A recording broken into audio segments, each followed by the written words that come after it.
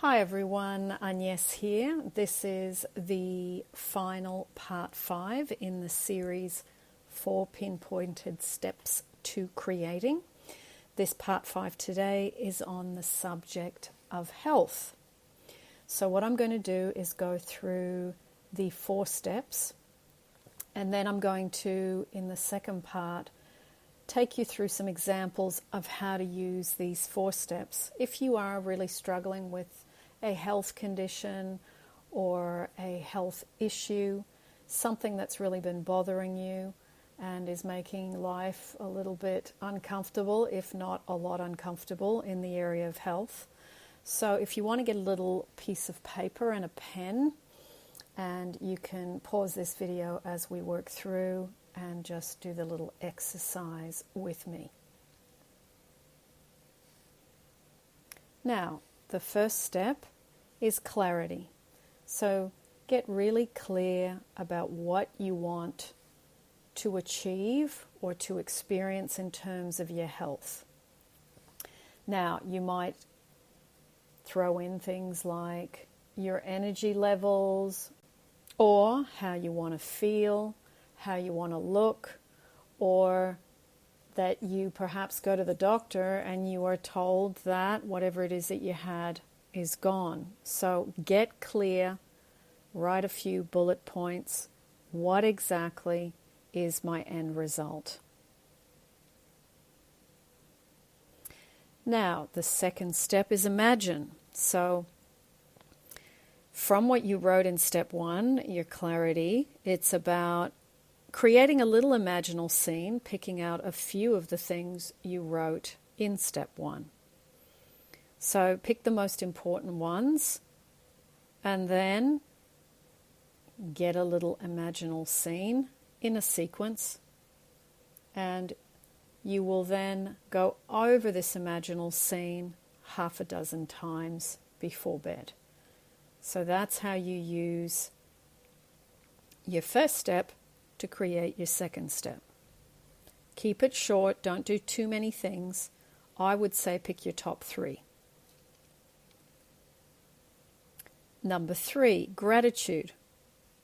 Now, you're going to practice, I'm so grateful that I now, and you're going to practice really living in the end of the result that you desire.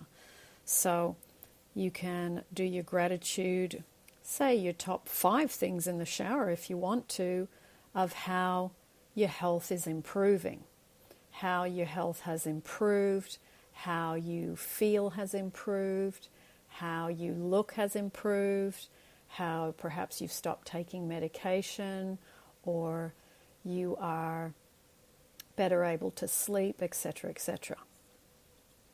So you write your sentence, I am so grateful that I now, and you fill in the blank, and then you're writing your things down to practice.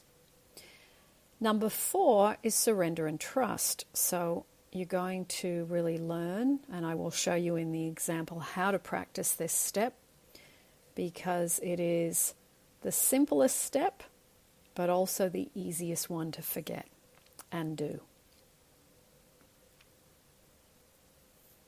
So now I'm going to take you through how I would use this and how you can put it into practice whenever you do it. I would say 4 to 5 days a week is good, and be consistent. Especially if you've had like a health condition or a health problem that's been really bothering you. It's being consistent, reprogramming. You disengage from telling the old story and you put your efforts and your thoughts into the desired outcome. So living in the end, as Neville talks about. Now, I'm going to use an example. Say in step 1, I've written down, I want to have a lot more energy. I want to hear from the doctor that this thing is gone. And I want to have a real peaceful and deep sleep. because I say I haven't had that for a long time, for example. So now, using those 3 things that I got from my first step of clarity, what I would do is I'd create a short imaginal scene where I imagine waking up in the morning, I've had a really good sleep, I feel really rested, and I jump out of bed, my energy levels are good, and I feel so thrilled that when I went to the doctor yesterday, the doctor said, I got your x-rays back, or I got your test results back, and I can't find any trace of this anymore. I just don't understand what's happened. So you create that in your imaginal scene, going through, waking up, having had a wonderful deep sleep. You wake up with energy and you feel good and you feel like you're looking forward to starting your day. And then the third little part, you imagine hearing the doctor say, I got your test results back and I can't believe it. I don't know what's happened, but X is now gone. And you do that on a loop 6 times. So that completes your imaginal scene, and preferably do it before you go to bed. Now, going into the third of the 4 steps, gratitude. So applying it to this situation. I'm so grateful that I have so much energy.